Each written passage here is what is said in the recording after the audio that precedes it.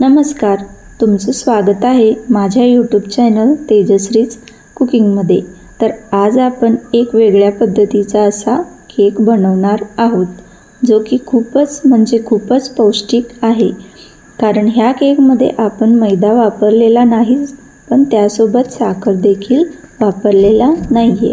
तर हा केक आपण बनवतोय गहूचे पीठ आणि गूळ वापरून। तर आहे ना पौष्टिक। आणि हा केक खूपच सॉफ्ट आणि स्पॉन्जी असा बनतो। आणि मी सांगते त्या पद्धतीने तुम्ही जर प्रमाण वापरलं तर हा केक बिघडणार नाही किंवा फसणार नाही। चला तर मग सुरुवात करूयात। केक बनवण्यासाठी मी येथे अर्धा कप गूळ घेतलेला आहे। हा गूळ चिरून घेतेय। तुमच्याकडे गूळ पावडर असेल तर तो वापरला तरी देखील चालतो। आणि तुम्हाला थोडंसं गोड आवडत असेल तर ह्याच्यामध्ये थोडंसं गूळ वाढवलं तरी देखील चालतो। आणि कमी गोड आवडत असेल तर ह्यातील थोडंसं गूळ कमी केलं तरी देखील चालेल। पण हे अर्धा कपचे प्रमाण आहे ना, ते प्रमाण परफेक्टच आहे। आता ह्याच्यामध्ये 2 छोटे चमचे पाणी घालून घेऊयात। आणि हे गॅसवरती गरम करायला ठेवूयात, म्हणजे आपला गूळ पातळ होईल, पटकन विरघळून जाईल। गॅस लहान करून फक्त 1 ते 1.5 मिनिट गरम करून घ्यायचं। आपल्याला काही गुळाचा पाक वगैरे बनवायचा नाही आहे, फक्त गूळ पातळ करून घ्यायचा आहे। हा बघा गूळ विरघळलेला आहे। आता ह्याला थंड व्हायला ठेवून देऊयात। आणि थंड झाल्यानंतर ह्याला दुसऱ्या भांड्यामध्ये गाळणीने गाळून घेऊयात। कारण कधी गुळामध्ये थोडासा कचरा वगैरे असतो, त्यामुळे ह्याला गाळूनच घ्यायचं। आता ह्याच्यामध्ये अर्धा कप दही घालून घेऊयात आणि मिक्स करून घेऊयात। दही हे नॉर्मल टेम्परेचरचंच घ्यायचं। फ्रीजमधून काढून डायरेक्ट ह्याच्यामध्ये नाही घालायचं।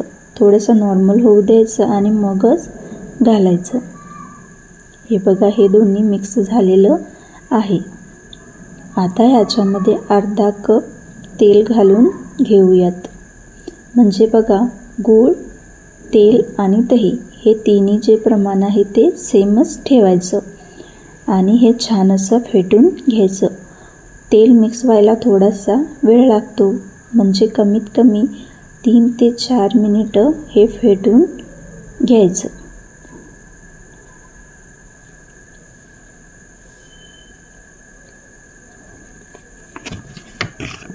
हे बघा, हे असं छान असं मिक्स झालेलं आहे। आता ह्याला साईडला ठेवून देऊयात। आता 1 कप गहूचे पीठ घेऊयात, म्हणजे बाकीच्या साहित्याच्या डबल गव्हाचे पीठ घ्यायचं। आणि हे चाळणीमध्ये घालून घेऊयात। आता ह्याच्यामध्ये 1 चमचा बेकिंग पावडर घालूयात आणि 1/4 चमचा खाण्याचा सोडा घालूयात।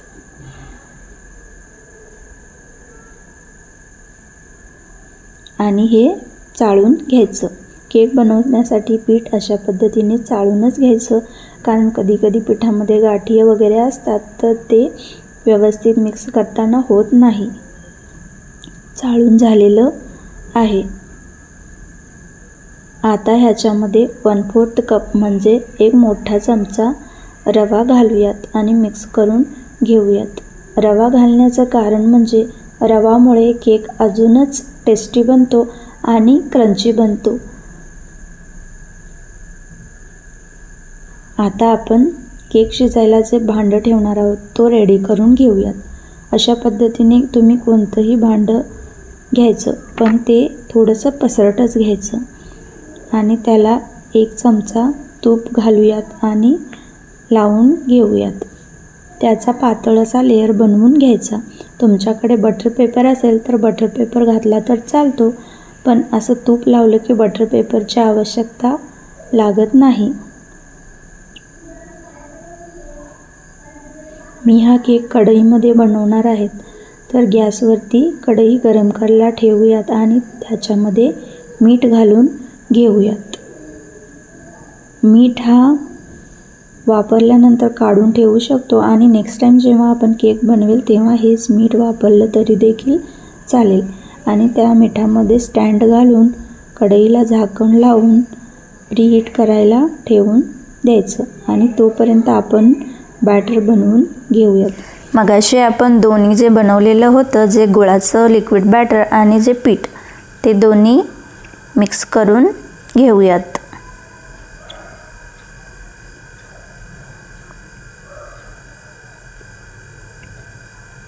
हे बघा दोन्ही मिक्स झालेलं आहे, पण हे घट्ट आहे, तर एवढं घट्ट नाही चालत. आपल्याला थोडंसं पातळ बनवावं लागेल.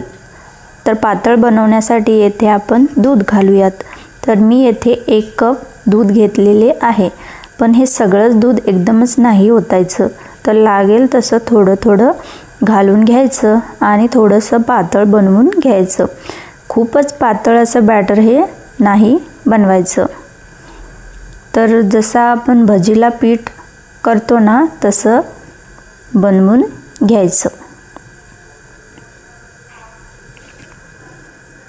हे बघा अशा कन्सिस्टन्सीचं बॅटर बनलं पाहिजे.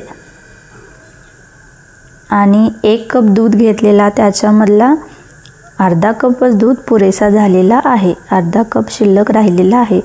तर दूध जास्त नाही लागत.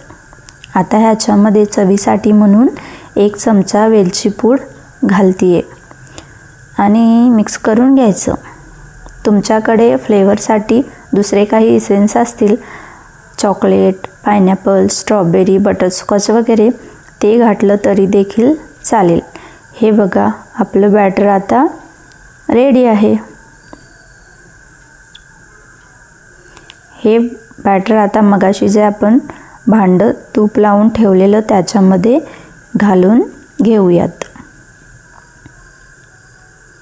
आणि थोडंसं टॅप करून घेऊयात, म्हणजे इकडे जाड किंवा पातळ असं होणार नाही, सेम लेयरचं होईल.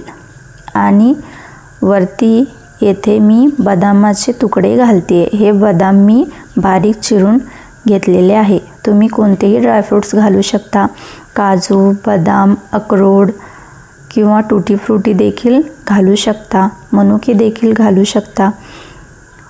असं वरती काहीतरी घातलं ना तर केक दिसायला खूप सुंदर दिसतो. किंवा काही न घालता असाच प्लेन देखील बनवला तरी देखील चालतो. आता आपली कढई गरम झालेली आहे.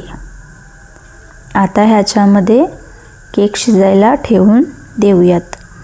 नेहमी लक्षात ठेवा, केक बनवताना कधीही थंड कढईमध्ये केक शिजायला ठेवायचा नाही. त्यामुळे काय होतं, केक फुगत नाही, स्पॉन्जी नाही बनत. त्यामुळे कधीही केक बनवताना कढई हा प्रीहीट करायला ठेवूनच शिजायला ठेवायचं.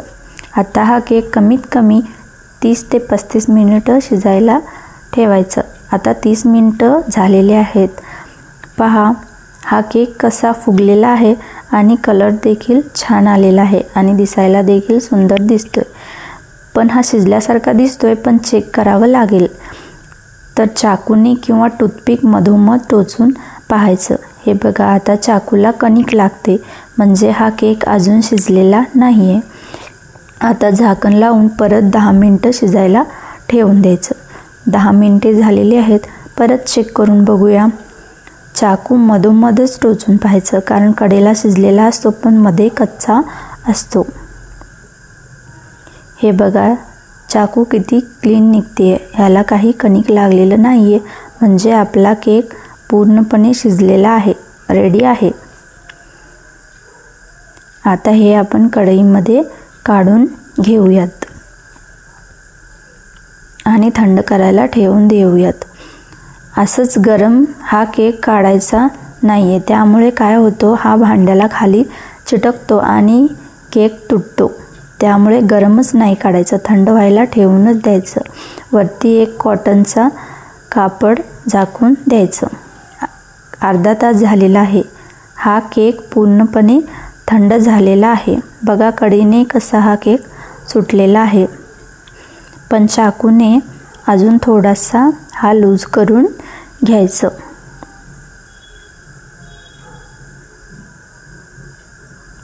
आता ह्याला दुसऱ्या प्लेटमध्ये पलटी करून घेऊयात आणि वरून थोडंसं टॅप करायचं. हे बघा किती छान असा केक हा निघलेला आहे. डब्याला तर चिटकलेला नाहीच नाही. किती सुरेख असा कलर आलेला आहे. एकदम ब्राऊन असा कलर छान आला आहे आणि किती छान फुगलेला आहे. स्पॉन्जी बनलेला आहे आणि दिसायला देखील किती छान दिसतोय. बदामाचे तुकडे घातल्यामुळे तर किती छान बनलेला आहे. आता ह्याला आपण कट करून बघूयात. हा बघा कट करतानाच ओळखतोय की किती छान झालेला असेल.